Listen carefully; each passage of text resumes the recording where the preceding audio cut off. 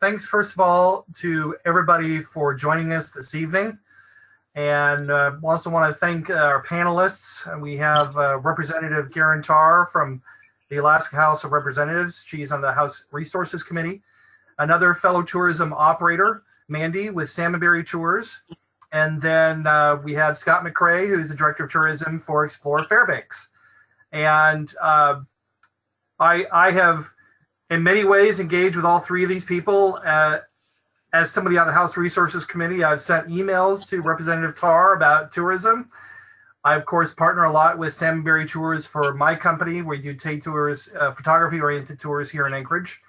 And I had the pleasure of joining Scott on a destination marketing and sales trip to Australia and New Zealand last November. Who knew we would be facing this? So just a kind of a quick introduction to the topic. So tourism is, I think we're seeing this summer how big firsthand a part of tourism is of the Alaska economy.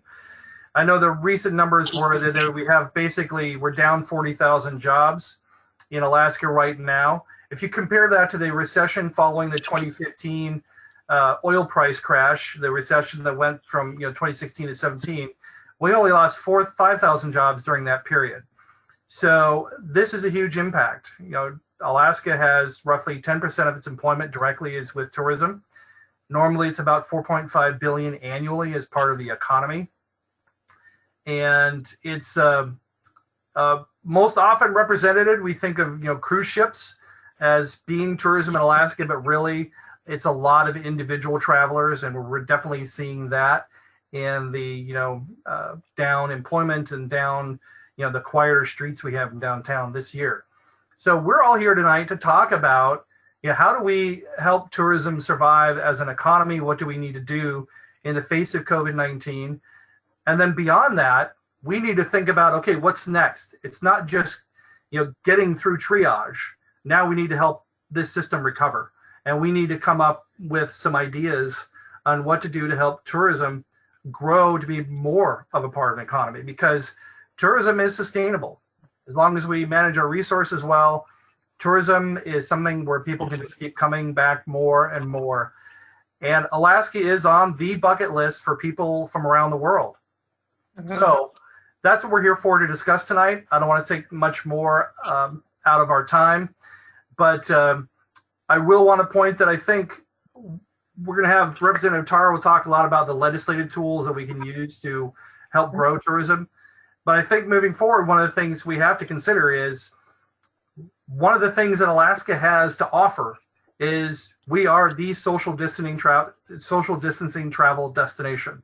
I've been speaking to other tourism operators, and really, if we show that Alaska is handling COVID-19 successfully, we will be a destination for individual travelers to come to from all over the world.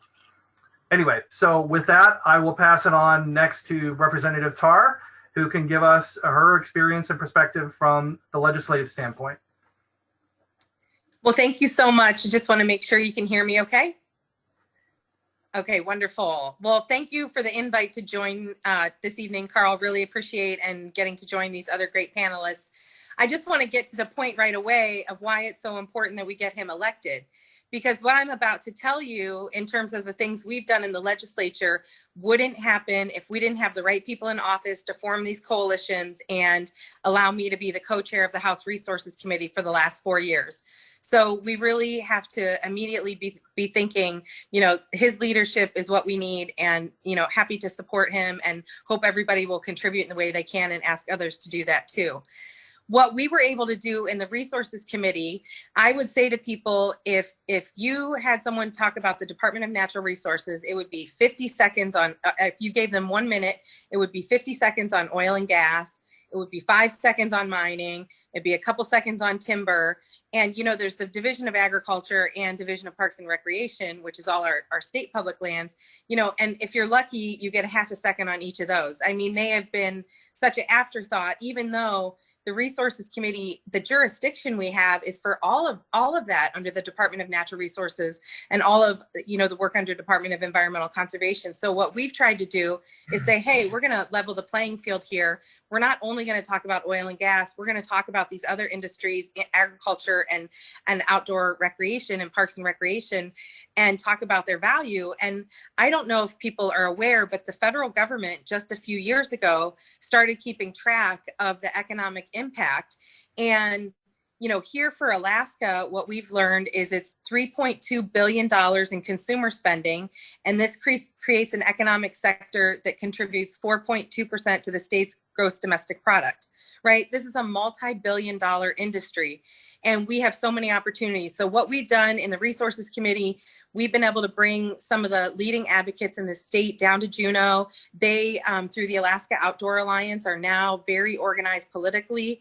They have a fly-in they're doing where they bring a group down for a week, but we've been able to give them time in the Resources Committee because of the leadership and have the presentations, learn the numbers, learn the opportunities.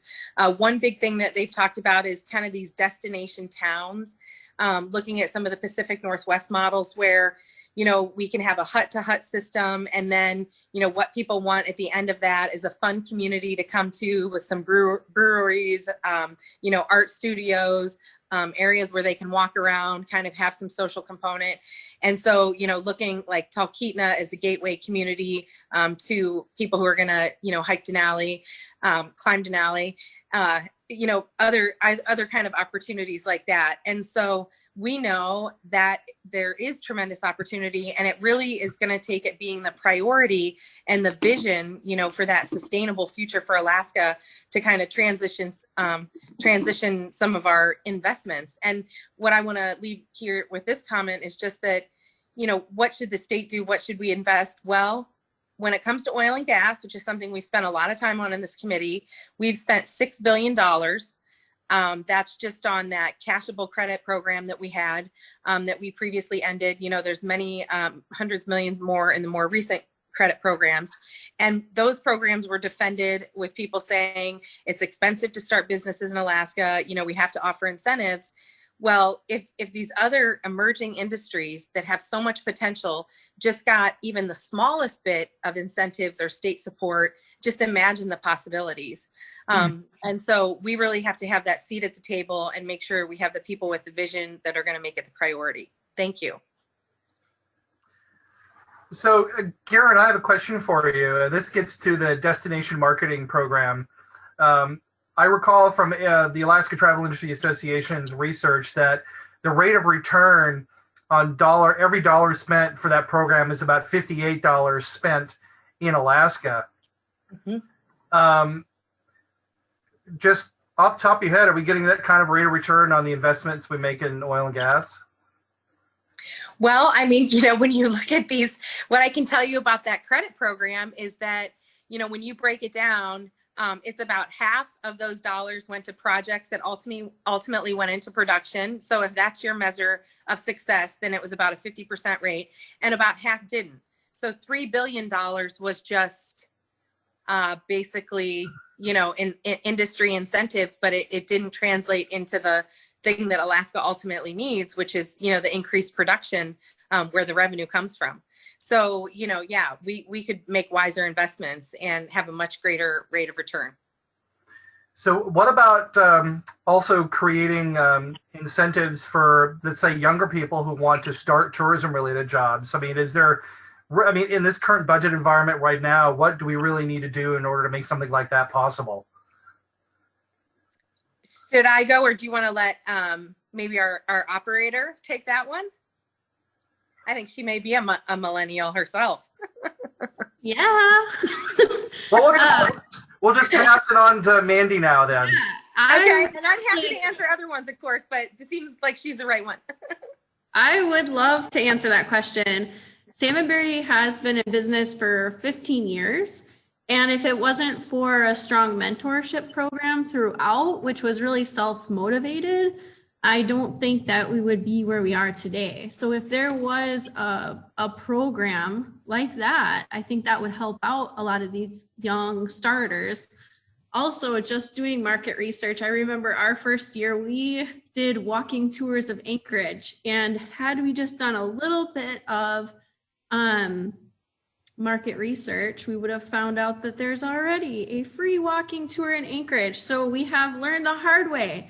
So my advice to any of you that are listening out there that maybe want to do that, I would do a little market research, but also just reach out. And I know that Carl, you probably, you know, coming into tourism yourself, learning all those ropes, there's not a guidebook for this. Starting your own tourism company.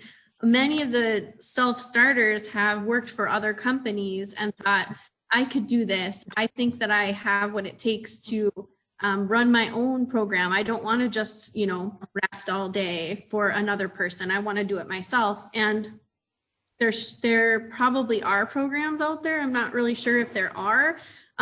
If there's not though, Carl, one thing that I would say is it's a lot easier to build that mentor program up instead of just, I don't know, instead of like giving resources, I guess you could say monetary resources, maybe more approach it from a different angle, like mentorship and going into a company to learn the rule book before you actually start.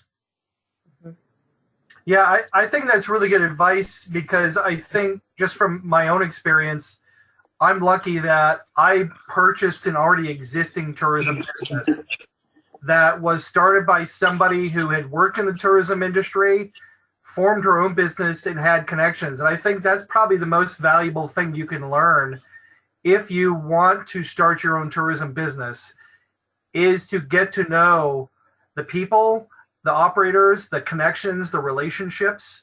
And I think mentoring and starting, you know, maybe start your career working for some place like Salmon Berry Tours or another tour operator that operates year round. That's the other thing too. Yeah. I want to be with somebody that's operating year round, which is mostly the local companies, but learn the ropes for a few years, and that would make it a lot easier for sure. Yeah, and one more thing about the working for a local company, you do need to do your research about like what is a local company. Are they really living in Alaska? Are they sitting? Do they have families that live in that community? And I think if they would make those intentional decisions to work for someone locally, that money would not only stay in our economy, but they would also have a much better experience to be able to share that part of Alaska with visitors coming to Alaska in an authentic way. So Mandy, from what Salmon Berry has been seeing, kind of what have you done to adapt to COVID-19, and what do you see as kind of a path forward for tourism? Well, we definitely appeal to travelers over locals, but that was 100% a mistake.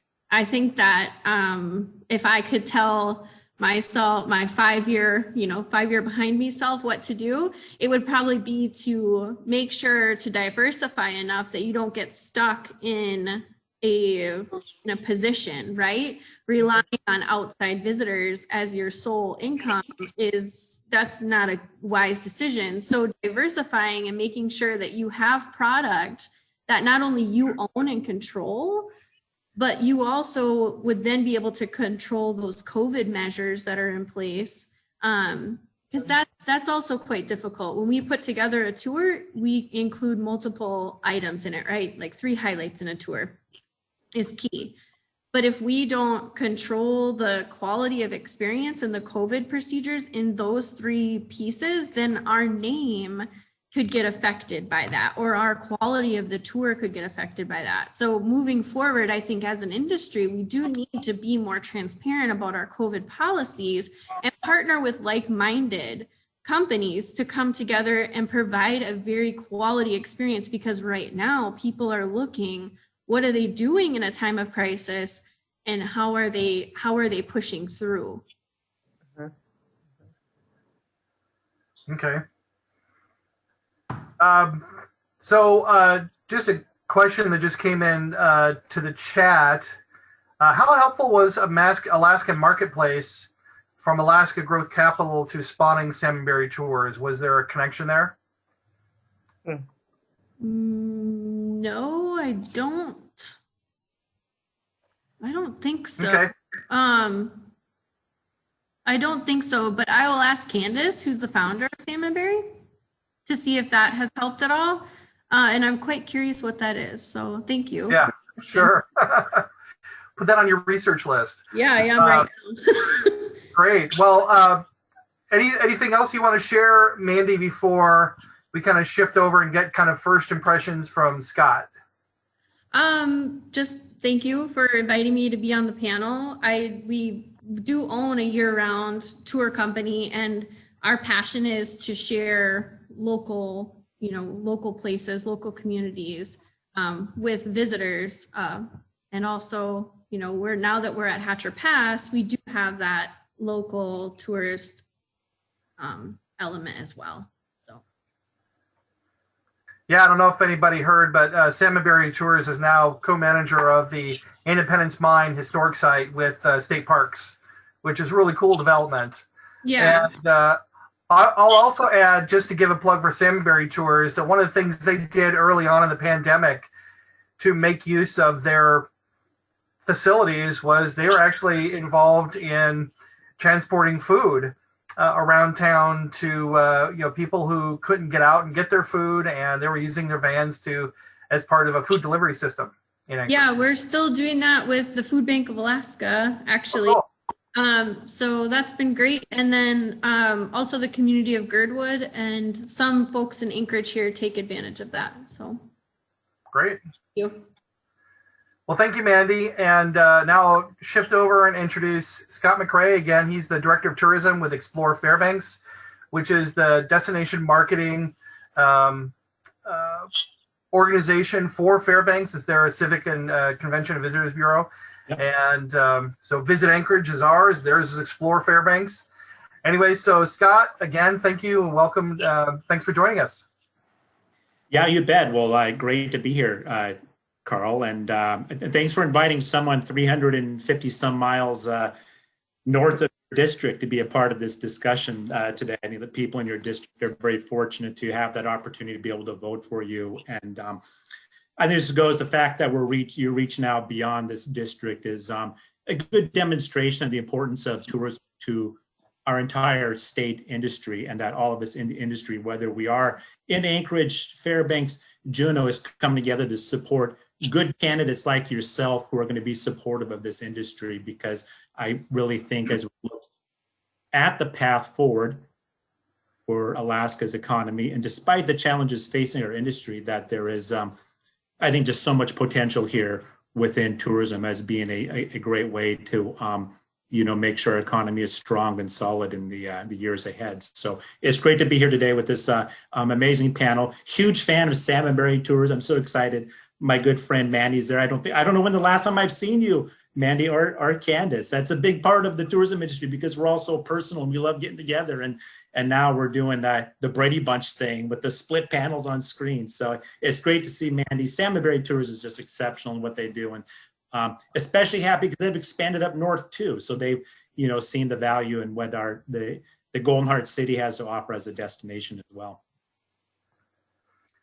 So one of the things I want to ask you, Scott, and one of the particular reasons why I wanted to have you on here is, first tell us a little bit about what Explore Fairbanks does as an organization to promote tourism.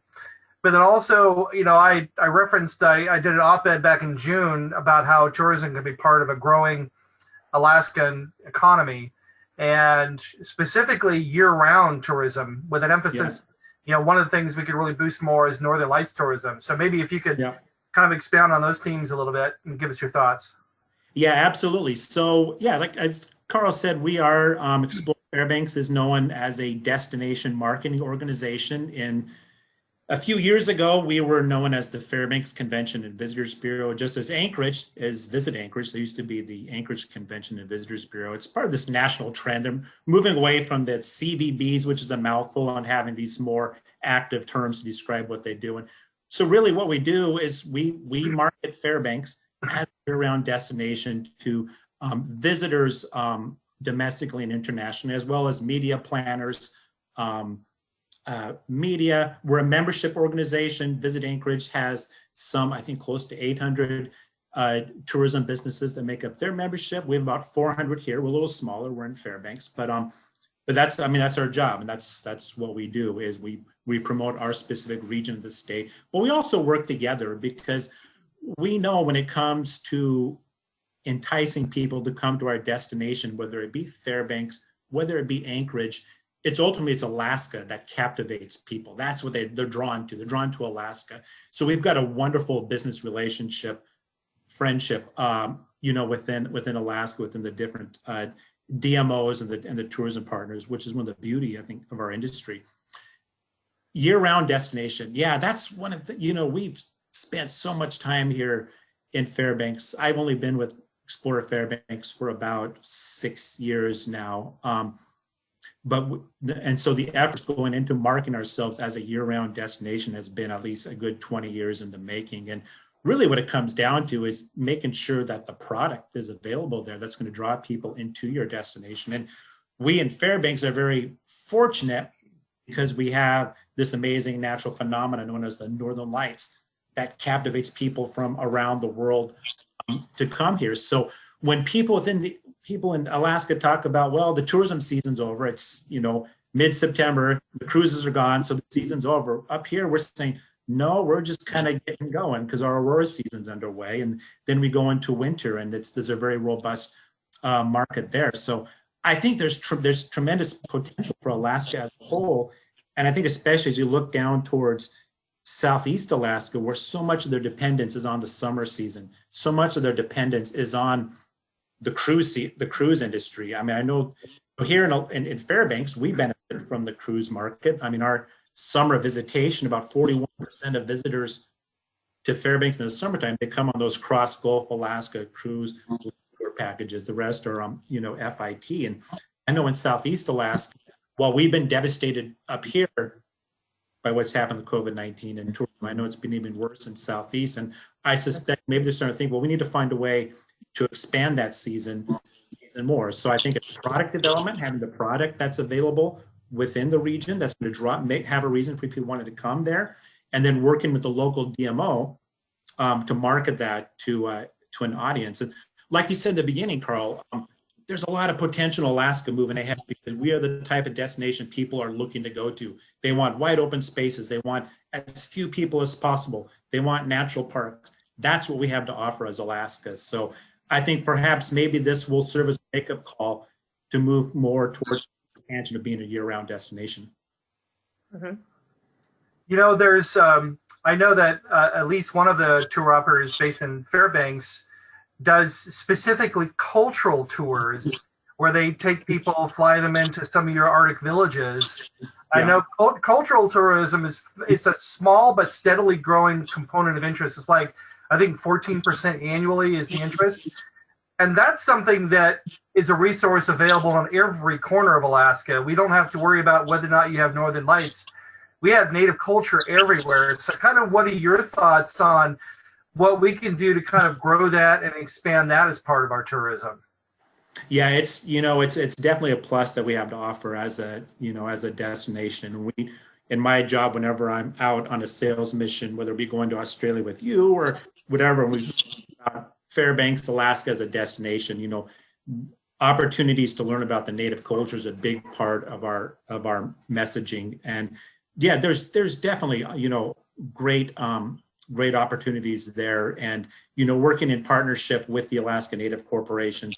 So here in Fairbanks at our Forrest Thompson Cultural and Visitor Center, which is where Explore is based out of, it's our visitors center, the Tanana Chiefs Conference, the local nonprofit Native cultural corporation, runs a program in the summertime and year-round where visitors come in there, have an opportunity, everything from working with elders and learning how to bead moccasins or make jewelry, or in the summertime, a program with Native youth doing their doing storytelling and talking about that challenge of wanting to maintain their heritage in a westernized civilization. So there's tremendous opportunities there. And like I said, not every, Fairbanks is fortunate because of where we are. We've got those northern lights. So, other destinations might not necessarily rely upon a natural phenomena, but rather a human phenomena. And partnering with the native culture organizations is a great way to go.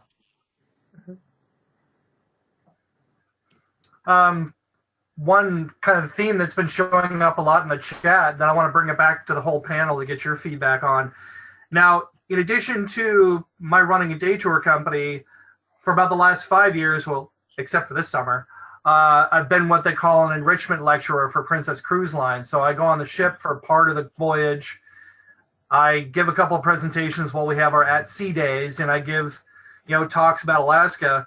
But, quite often when I'm engaging with people on the cruise ship, they tell me how they were inspired to come to Alaska because of either or some movie that was either shot in Alaska or depicts Alaska. And that's not money we have to spend on advertising. Yeah. That's money somebody else is spending on advertising. And I know people who are very active in the theater community who were really excited when we had the film incentive. There were even talks when they were, decommissioning the Coulis Air National Guard base here, that would be a perfect place to set up a sound stage to grow our film industry. But then due to ridiculous politics within the legislature, the film incentive is killed.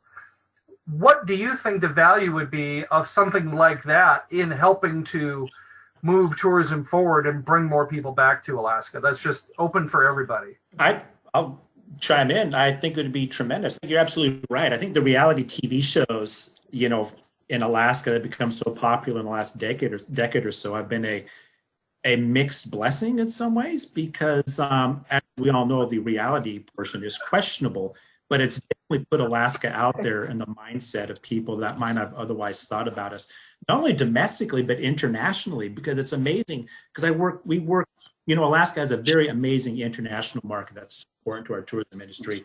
Big part is because international markets spend more than domestic visitors do. But you can talk to these different markets, whether it be Australia or China, they know ice road truckers. They know the deadliest catch. I mean, in some ways, that's their first introduction to Alaska. So those shows have worked to us to some ways and maybe not other ways. But I think definitely having that ability for us to have films and shows that are actually, produced here, in Alaska. Of course, there's the economic benefit of when that's happening, being here, but having it be authentic, a movie that's supposed to be in Alaska, actually based in Alaska, as opposed to Canada or somewhere in Washington. It's just a much more accurate depiction of what we have to offer as a destination. So I'd love to see that come back. I think that's a great potential for the state. That's it's too bad it's gone to the wayside.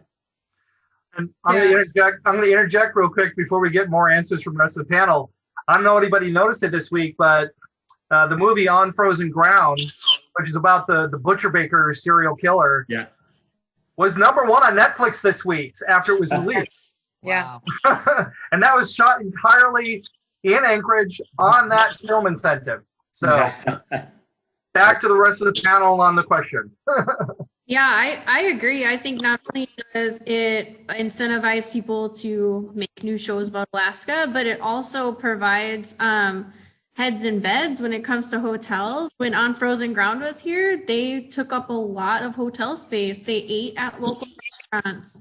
So not only is that good for tourism to inspire people to come to Alaska and see it for themselves, but the actual folks in downtown and midtown and all over Alaska can really benefit from their purchases spent here. Yeah. Well, and I guess what I can add to that is, in addition to that, there was the industry that was developing behind that, right? Just like the suggestion Carl made about, a sound stage and, editing and, developing a whole sort of support industry was happening, and that, all came to a screeching halt. So, I'm a big support of that. And again, it's among these dollars that we're using to incentivize different industries, where's the balance so that our overall economy isn't so reliant, as we've been such sort of a victim of the volatility of oil prices. If we had more diversity and, a program like this is what helps do that, then, we wouldn't be so vulnerable to that. And it brings me to, it really lays a, foundation for me to bring up this idea that we've been working on. Several states have been creating the Office of Outdoor Recreation. And, outdoor recreation and cultural tourism have been included in that.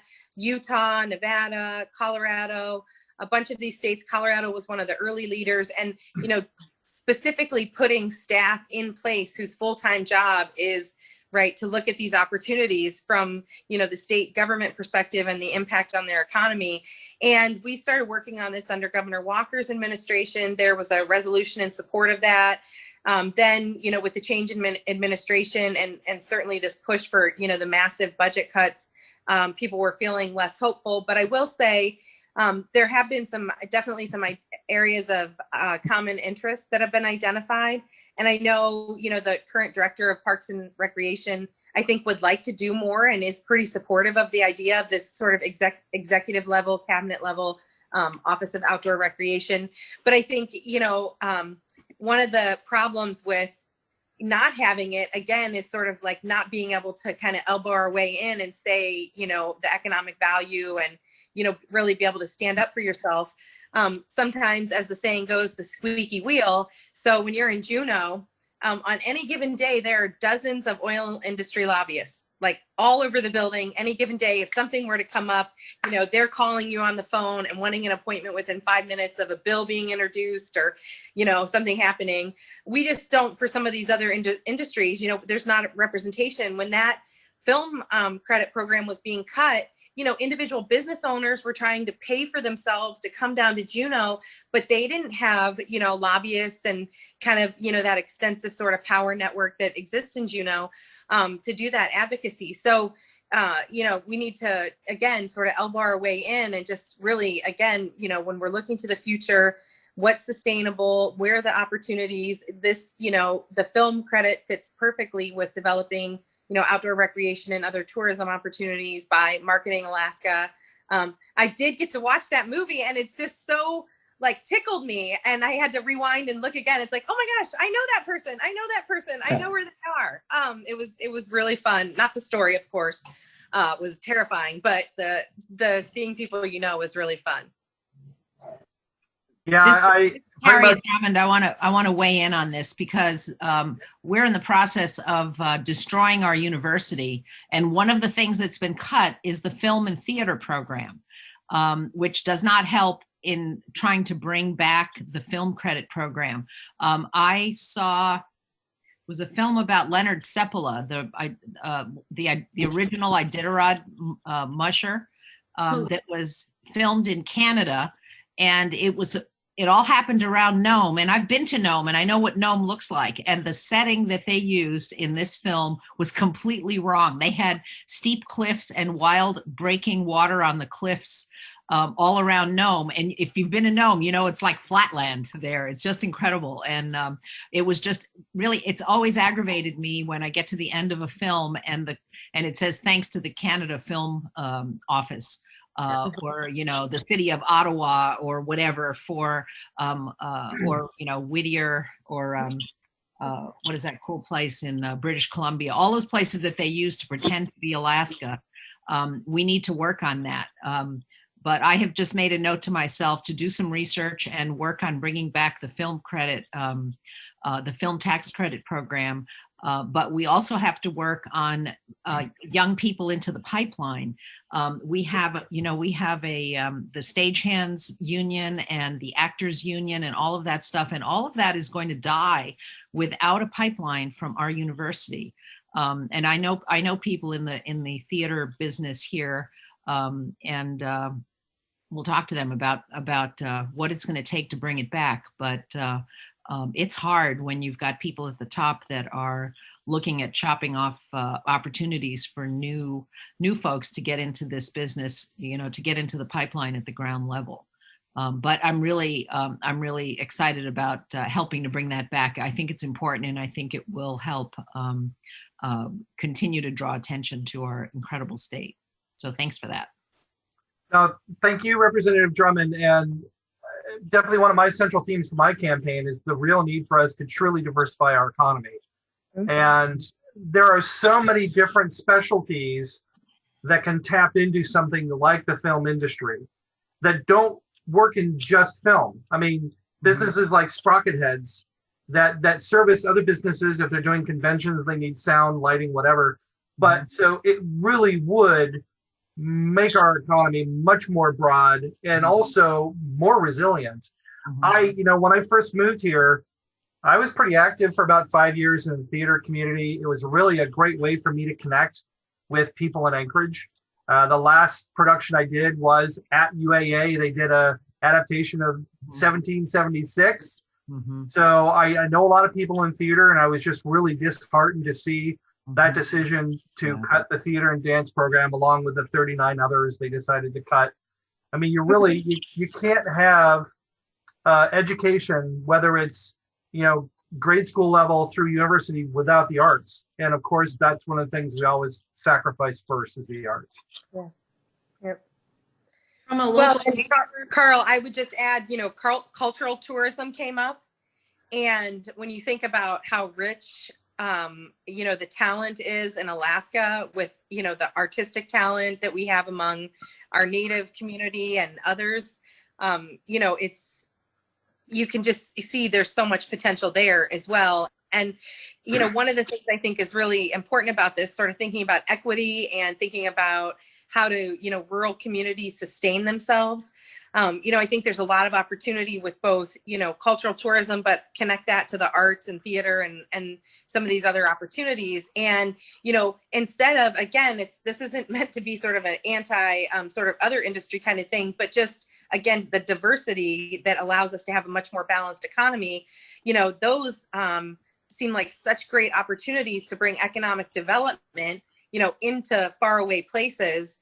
So that people that want to live there, who've always lived there, have opportunities to be business owners, bed and breakfast, that kind of thing. I mean, that certainly happens for hunting.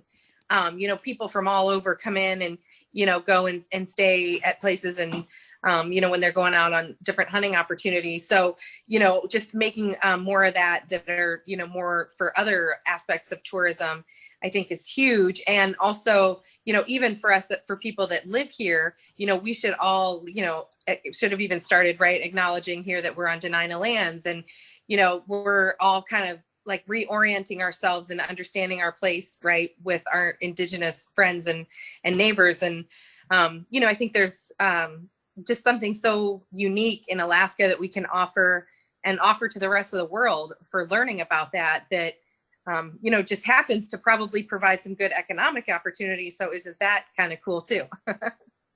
And the great thing about cultural tourism is it takes care of two problems I've heard a lot. And I visit a lot of our rural villages. The two things I hear are, one, economic opportunity, and two, the need to maintain cultural identity. And with cultural tourism, you get both. You get an economic engine that also reinforces and maintains cultural identity. It's a win-win. well, and they also, Carl, have a chance to tell their story, how they want it to be told, in a manner they want it to be told. And so that's, to me, that's gold right there. Mm-hmm. That's such a great point. Yeah. I know right now, and if people don't know, there are some efforts happening around this topic. And, if you're interested, the Alaska Outdoor Alliance is a group to kind of look online, find online. They have an annual summit coming up. It's going to be all virtual this year. And it's called Confluence and tries to bring people together. Interestingly, we have to give some kudos to Senator Murkowski for her work in getting the big public lands bill passed in Congress. This was important, long-term investments. They're going to speak about that. So that group is really positioning itself to be much more involved.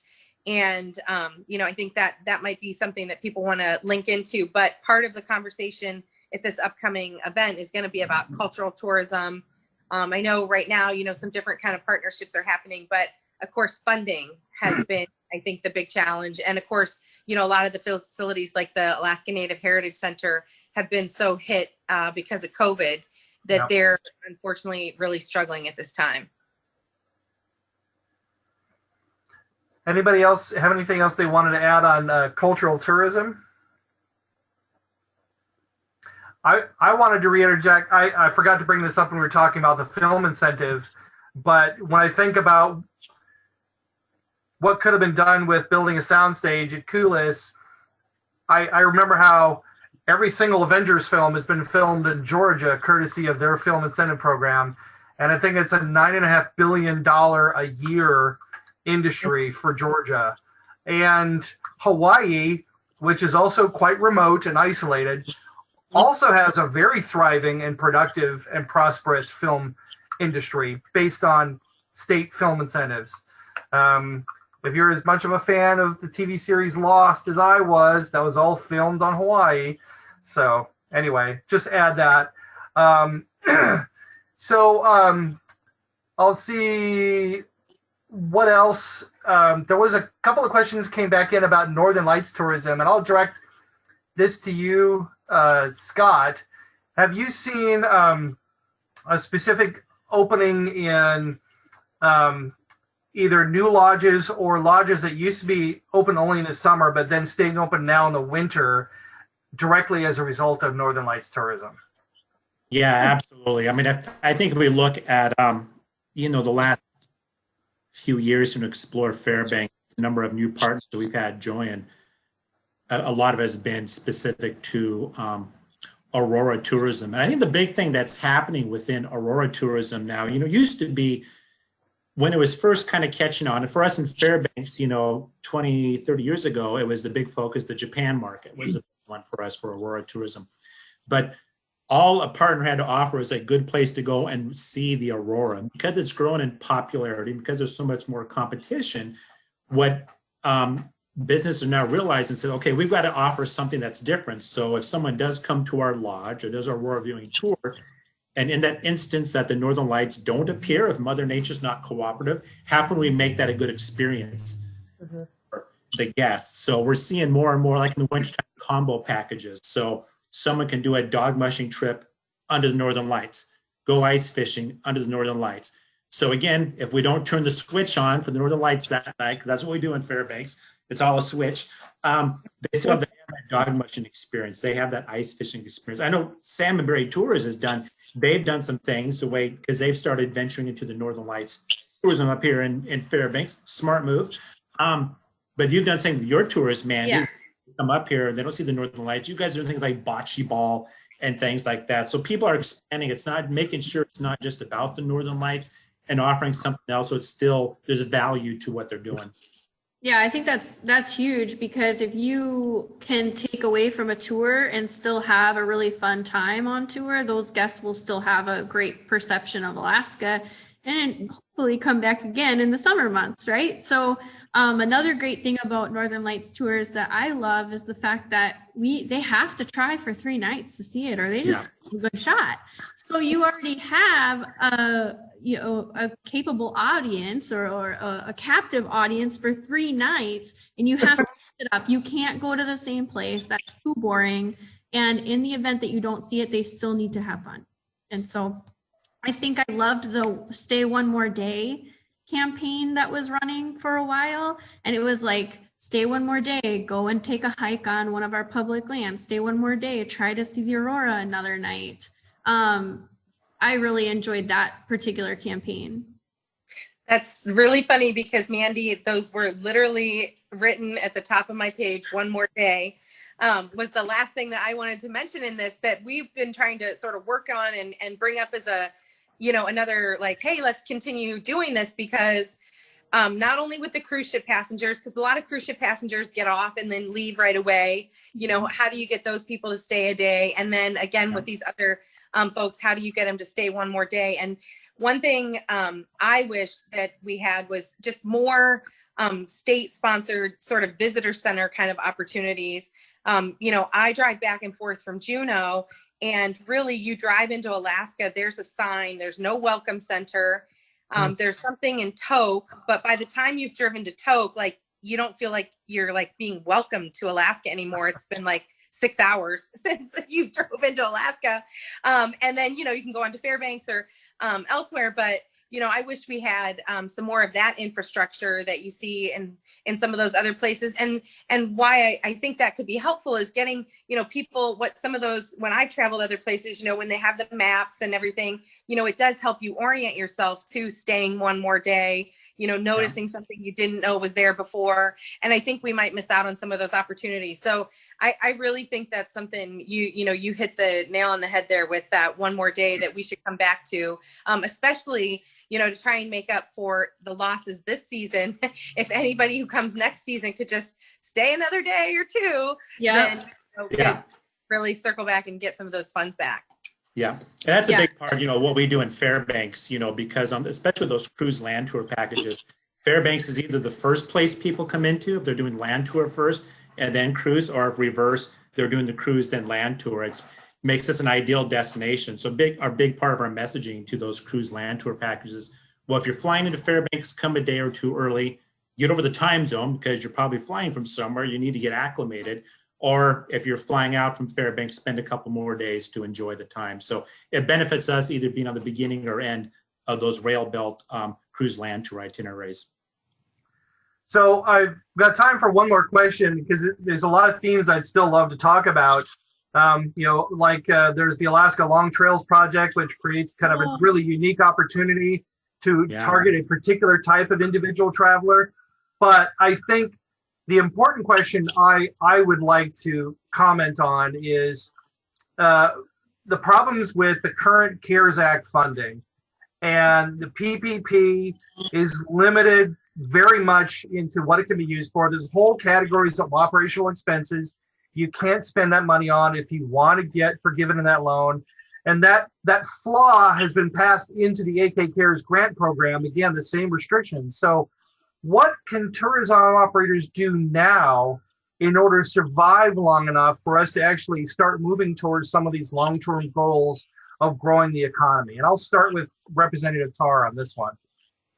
Well, I am just so frustrated and it's just so unacceptable the way this has happened. And, Representative Drummond's on the call. Back in May, when we were considering how to spend these CARES Act dollars, the governor put out this poorly developed plan. A bunch of us tried to say, hold on a second, let's get it right. We need these dollars to get out the door. And we were unsuccessful, with our colleagues in achieving that. And it's a major disappointment. We had the meeting on May 11th. I sat in that room where people said, we've got to get these dollars out the door. Well, the problem is what happened after a lawsuit. Then we went to Juneau and we quickly passed the funding, which essentially made them law, which now makes it hard to fix the things that don't work. And every time we've just been sort of pushing the limits on it. And it continues to just be a disaster for the very reasons Carl just mentioned, disallowed expenses, still companies that aren't able to access it for one reason or another. Some companies that have had to wait so long that, basically they just had to close up and say it wasn't going to work. This recent change with the lifting the restriction on the folks that had previously received the PPP funds. I guess my biggest disappointment is just those dollars were intended to help people get through this, and they're doing nothing while they sit there. And, I got sick of waiting for folks to do something. So in the middle of June, I got legislation drafted to fix this. At the beginning of July, I sent that legislation out to all my colleagues and said, hey, can we do something? It's like when you have the team project and you've got the one team or two or three team members that never show up to the meetings. And it's just like such a drag because you're trying really hard. There's been a lot of us, like I say, Representative Drummond included, that have been just, raising the red flags. Like, we've got to fix this. We've got to fix this. But the governor hasn't called us into special session, and the legislature hasn't been able to get the votes to call itself into special session. So I think you just have to really keep banging that drum and really make it an election issue. I mean, that's, what we're talking about tonight, about getting the right people in there and just, could it have been done better? Yes. And, is different leadership how that would be accomplished? Yes. This whole bringing the state to a standstill over the PFD is so discouraging. And in this case, the Senate had done this $1,000 bonus PFD. Well, that would bring about $671 million into our economy if people spend it in Alaska, which we know a lot of people save it, go on vacation. These other dollars, 1.25 billion, we're going to, infuse right into the economy. And so we let this, 50% of that amount, right, sort of drag everything down and prevent progress. It just rationally doesn't even make sense. to let this huge sum of money sit there. When I looked at the latest report, and this was about 4 or 5 days ago, there were 75 communities to the tune of millions and millions of dollars that had not spent any CARES Act funding, and probably won't, because so many of the smaller communities don't have health powers, don't have public safety. But if the money, for example, could go to their school district, and their school district could do something for families or for, additional business relief, it could be making a positive difference. So I'm just like so frustrated. I don't want to say anything too negative there, but it's just been such a difficult time, summer for me personally, because, I've just felt like we have not upheld our responsibility. And I've been, like I say, I always ask myself, as one member of the legislature, what can I do? So I've tried to do a number of different things. And, here we are into September and these problems still exist. So, it shouldn't happen this way. I hope people will, leverage the power of your industry to force, action to make it work. And I know that the hospitality industry and fishing, have been the main applicants for those dollars so far. I'm not sure how well folks in the tourism industry are doing. And, people are going to be really sad about this come next spring if all of a sudden, places you thought were closed because of COVID are just gone. And you sort of wake up one day to that reality. So we really need to take action now. I hope that's helpful. No, that is. Thank you for that. And that was actually something I did. My first campaign video was related to how the legislature needed to come back into Juneau, stop campaigning or whatever else they were doing, and come to work. So thank you for that. Obviously, something we need to work on as proactively as we can. Unfortunately, we are just about out of time. So I really want to thank the panelists for participating, for the audience for a lot of great questions. There's a couple that I'm probably going to follow up with some of you individually and just try to email answers to these questions. Particularly Representatives Tarr and Drummond, I'll have a question for you. But thanks to everybody. Again, Representative Geran Tarr, House Resources Committee, Mandy Garcia with Salmon Berry Tours here in Anchorage, and then Scott McCrea, Director of Tourism for Explore Fairbanks. Thank you so much for joining. And now I'm going to pass it back to our MC and my co-campaign manager, Heather Orono. Thank you, Carl. And I would like to echo the thanks to the panel. This has been a very substantive conversation, a lot of interesting topics being brought up, and just really appreciated the robust participation from the audience today. So thank you all for taking the time to be part of this. I wanted to just put in a plug for our next event, which will be happening on Thursday, September 17th, 6 to 7 p.m. It's a very similar format to what we've done tonight, and it will be focused on the topic of education. So if that is something you are also interested in, or that somebody would be interested in, please watch this spot. We'll be sharing information about how to get logged into that. If you would like to support Carl Johnson's campaign for Senate, we can use all the help we can get. This is going to be a very competitive race. And so you can do that by going to our website, which is carl4alaska.com, CARL, the number 4, alaska.com. And we are also looking for help with phone banking, text banking, doing lit drops, also trying to find ways to hold constituent meeting events that are obviously socially distanced and safe. So please reach out to us, let us know how you'd like to help, and if you have any other ideas for topics that we could cover at future conversations. But thanks to everyone, and have a good day. Paid for by Carl Johnson for Alaska. P.O. Box 11022, Anchorage, Alaska 99511.